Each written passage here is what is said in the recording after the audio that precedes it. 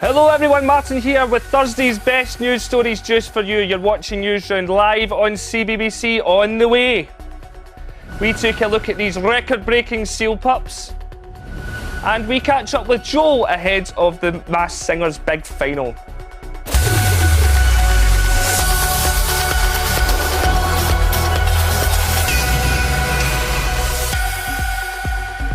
But first, our top story. Animal charity, the RSPCA, have removed 2 cats from the home of West Ham footballer Kurt Zouma. It comes after videos that appeared on social media of them being treated cruelly by the player. Zouma has apologised and his club have fined him the maximum amount possible, with the fee being donated to animal welfare charities. Zouma was booed by fans in West Ham's match this week, and the club have had a lot of criticism for letting him play at all. Well, you've been getting in touch on the Newsround website with your views on this story. Air Tiger says that it's disgraceful. Just why would you hurt any animal? Hope the cats are happy and safe now. Another viewer, BP Fan 1, says, I've never read anything so disappointing. Footballers are role models now, whether they like it or not. True Animal Protector messaged us to say animals should be treated with respect just like humans. I'm grateful the cats have been taken into care by the RSPCA. Finally, Star 301 said they hope the cats are now in a happy home. And you can find out more about the background to this story over on the website. And remember, if you're upset by this or by anything you see in the news, there's help and support there too. Next up, if you've ever been to Cornwall recently, did you overhear anyone speaking the Cornish language? The Celtic tongue was declared extinct until 10 years ago, but now nearly 6,000 school children getting a taste of it in their lessons. It is hoped classes like these will help keep the language alive. If you wanted to say hello to someone, you could say Dithtar, and if you wanted to say how are they, you could say Fat Lagenes, and it's cool because you can tune into the Cornish language. Next up, big celebrity names will visit schools across the UK throughout 2022 in a brand new project starting this week. Stars such as Radio 1's Greg James will head back to their former schools to share their personal stories of how they achieved their goals. It's all part of the BBC's 100-year anniversary celebrations. And Ricky is at one of the lucky schools taking part. Good morning, Ricky.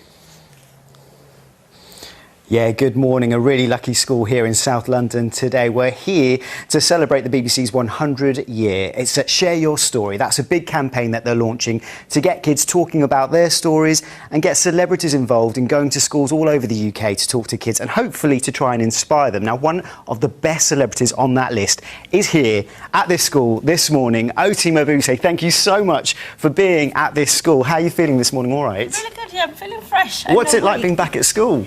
Oh my goodness, it's really fun actually because we're in a library. I just remember all the books that I used to love to read, so that's really nice.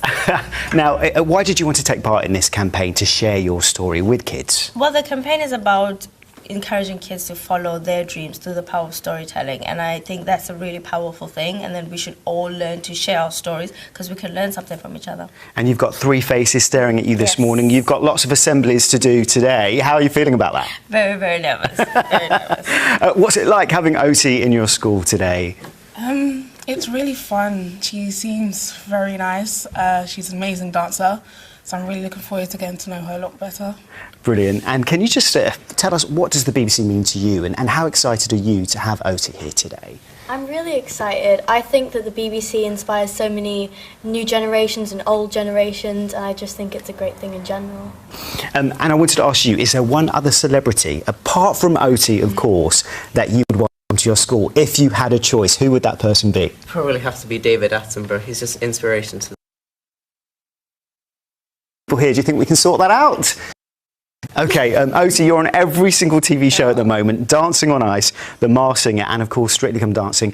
My question to you now is, how do you find all the time to do it? Scheduling, really good scheduling, and probably no sleep. Scheduling. And last up, I find myself, even this morning on my way in, I had the Strictly Come Dancing theme tune in my head. Does it just pop into yours, like? All of them, the Masked Dancer one, the Dancing on Ice, and they're always just popping into my head at random times.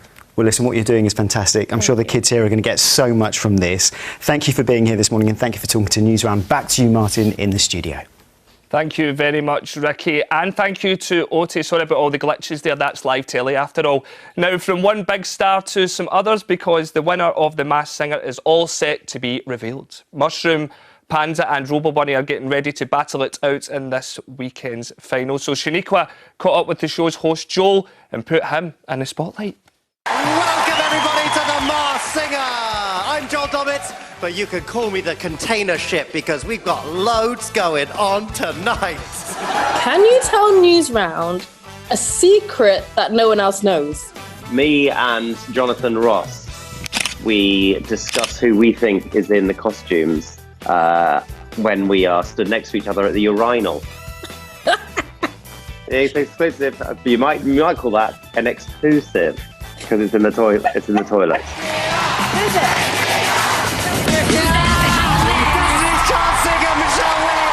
Do you know who they are?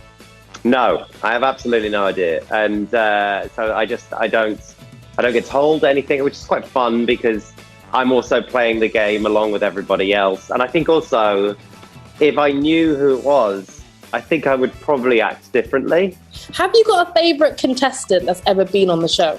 Well, I think Michael Owen was one of them, I think. It's Michael Owen! People that you don't expect to do it, I think those are the fun ones. The ones that, like, footballers are often the interesting ones because you don't expect them to want to get into a costume and dance and sing. When I'm watching the show, I turn myself into a little detective myself.